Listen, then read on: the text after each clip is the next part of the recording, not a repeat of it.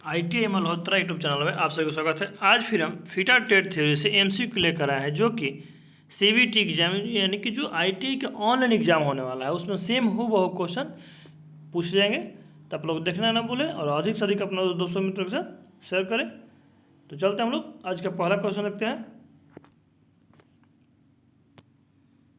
देखिए क्वेश्चन क्या है कि दो मेटिंग भागों के बीच में संबंध के लिए प्रयुक्त शब्द क्या है। यानी कि जो दो मेटल है, यानी कि दो जॉब है, उस जॉब यानी कि दो भाग है, उसके यानी कि दोनों भागों के बीच का संबंध क्या होगा। कि दो भाग है, यानी कि दो मेटल्स, मान लीजिए यहाँ से एक ऐसे जॉब हो गया, फिर एक हम लेके यहाँ से देखेंगे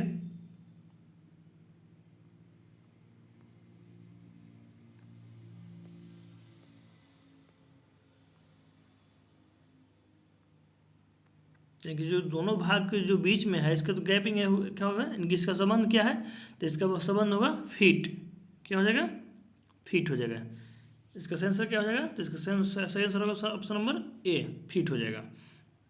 तो समझ गए कि दो मेटिंग भागों के बीच में संबंध के लिए प्रयुक्त शब्द क्या है, तो फीट। आगे देख लेते हैं लिमिट क्या है। जो लिमिट ऑप्शन बी में दिया गया है, लिमिट क्या है, लिमिट है कि किसी जॉब में वह दी गई अधिकतम छूट को लिमिट कहते हैं। कि जो जॉब है उस जॉब में कि जो 20 है, मान लीजिए होता है कि हाँ इस पॉइंट से हमको एक यहाँ तक जाना है, कि इस पॉइंट से इस पॉइंट तक जाना है हमको, तो यहाँ से एक लिमिट है कि हाँ यहाँ से तो इससे आगे नहीं बढ़ना है। तो वही है कि किसी भी जॉब में, क्योंकि जॉब में बोला जाएगा हाँ 20 से 30 के बीच में आपको जॉब को फिनिशिंग करने से एक लिमिट है आपको, वही लिमिट होता है। आगे देखते हैं टॉलरेंस क्या है। तो टॉलरेंस किसी जॉब में अपर लिमिट और लोअर लिमिट के अंतर को टॉलरेंस बोलते हैं। जो अपर लिमिट और लोअर लिमिट के अंतर को टॉलरेंस बोलते हैं। तो कैसे, देखिए अब यहाँ पे हमारे जो 20 दिया गया है, 20 है, यहाँ प्लस हो जाएगा 2, माइनस हो जाएगा 4। तो अभी जो टॉलरेंस दिया गया, यानी जो अंतर दिया गया है प्लस, यानी कि 20 से 2 हम लोग आगे भी बढ़ सकते हैं, यानी कि 22 भी कर सकते हैं। और 20 से माइनस यानी कि 4 घटाएंगे माइनस, तो 16 हो जाएगा, यानी कि 16 भी इसको यानी कि इतना के बीच में लोग भाग कर सकते हैं। तो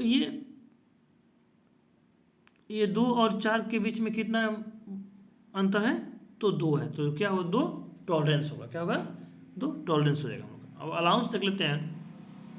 तो अलाउंस क्या है, तो अलाउंस किसी भी जॉब को फिटिंग के आधार पर जो छूट दी जाती है उसे हम लोग अलाउंस कहते हैं।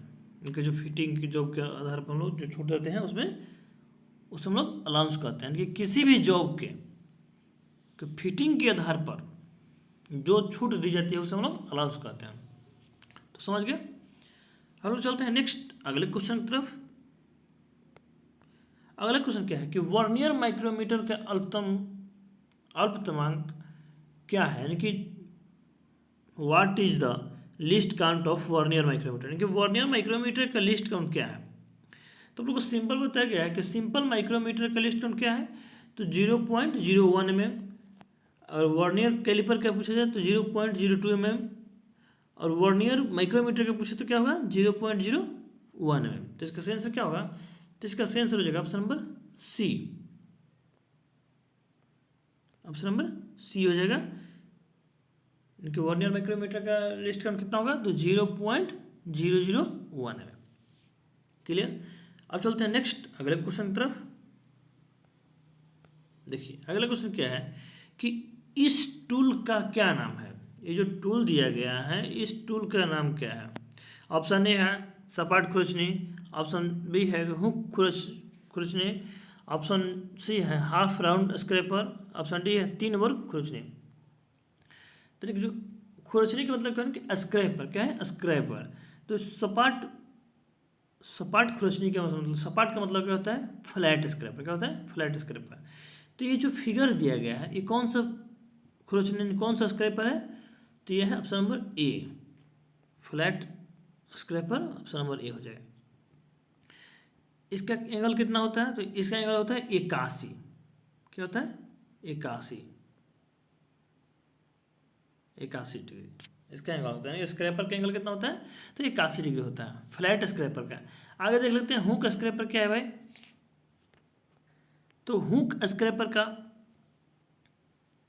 एंगल कितना होता है? तो हुक स्क्रैपर का एंगल होगा 90 डिग्री, यानी कि 90 डिग्री हो जाएगा।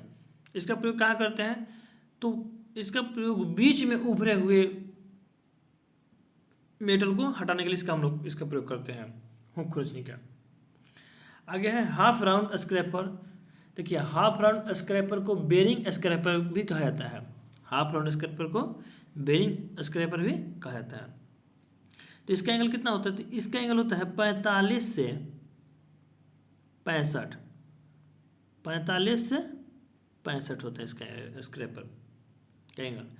आगे है 3 वर्ग यानी कि 3 स्क्वायर स्क्रैपर, यानी कि ट्रेंगुलर स्क्रैपर भी इसके कह सकते हैं। सॉरी, इसको देख लीजिए फिर से। हाफ राउंड स्क्रैपर का प्रयोग कहाँ करते हैं? तो हाफ राउंड स्क्रैपर की बेरिंग स्क्रैपर का उपयोग कहाँ करते हैं? तो बेरिंग की आंतरिक स्क्रैपिंग, यानी कि बेरिंग की जो सरफेस है उसके आंतरिक स्क्रैपिंग के आंतरिक भाग को फिनिश करने के लिए हम लोग हाफ राउंड स्क्रैपर का उपयोग करते हैं। आगे है ऑप्शन डी है 3 वर्ग खुरचनी, कि ट्रेंगुलर स्क्रैपर भी उसे कह सकते हैं। तो ट्रेंगुलर स्क्रैपर का एंगल कितना होगा? तो 55 से 60 हो जाएगा। 55 से कितना होगा? 60 हो जाएगा। इसका प्रयोग कहाँ करते हैं? तो छोटे होल के स्क्रैपिंग या डीबरिंग के लिए। जो ट्रेंगुलर वर्ग स्क्रैपिंग यानी कि जो खुरचनी है इसका प्रयोग कहाँ होगा? तो छोटे होल के स्क्रैपिंग करने के लिए या डीबरिंग के लिए इसका प्रयोग करते हैं। तो समझ गया। अब चलते हैं नेक्स्ट अगले क्वेश्चन की तरफ। देखिए अगला क्वेश्चन क्या है कि कैसे खुरचनी की मरम्मत की जा सकती है। यानी कि जो स्क्रैपर है, स्क्रैपर को कैसे मरम्मत की जा सकती है? कि जो स्क्रैपिंग करते करते क्या धार उसको मुड़ जाता है तो क्या करेंगे? उसको कैसे सही करेंगे? तो उसको सही करेंगे क्या? फाइलिंग से करेंगे, लेपिंग करेंगे, चिजलिंग करेंगे, ग्राइंडिंग करेंगे? तो इसका सही आंसर हो जाएगा ऑप्शन नंबर डी, ग्राइंडिंग। जो खुरचनी है वो जो उसको मरम्मत करना है, जो उसके धार जो खत्म हो जाएगा तो उसको क्या करेंगे? तो ग्राइंडिंग करके फिर उसे हम लोग पूरा उसका प्रयोग कर सकते हैं। समझ गए। अब चलते हैं नेक्स्ट अगले क्वेश्चन की तरफ। देखिए अगला क्वेश्चन क्या है कि वर्नियर माइक्रोमीटर के किस भाग को वर्नियर स्केल ग्रेजुएशन के साथ चिन्हित किया जाता है? देखिए आप लोग को बताया गया था कि वर्नियर स्केल जो है, वर्नियर स्केल स्लीव या बैरल पर होता है। देखिए यहाँ पर दिया गया है सभी पार्ट्स का नाम, anvil, spindle, measuring face, frame, spindle lock, sleeve with vernier graduation दिया गया है, थिम्बल, रैचेट। तो ये सब देखिए यहाँ पर आखिर हम लोग कैसे पहचानेंगे कि वर्नियर माइक्रोमीटर है? तो देखिए जो स्लीव या बैरल, स्लीव को ही बैरल बोलते हैं या स्लीव कहते हैं। तो स्लीव पर क्या होगा? एक 10 लाइनें खींचा हुआ होगा कि यहाँ पर दिया गया है 1 लाइन 2 लाइन यहाँ पर दिखाई दे रहा है, हल्का सा दूसरा दिखाई दे रहा है आप लोगों को, लेकिन इसमें दिखाई दे रहा है।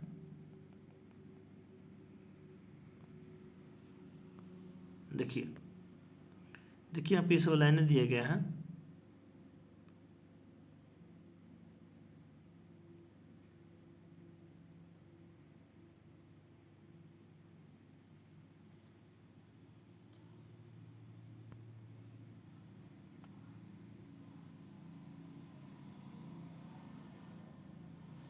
यहाँ पर लाइनें दिया गया है,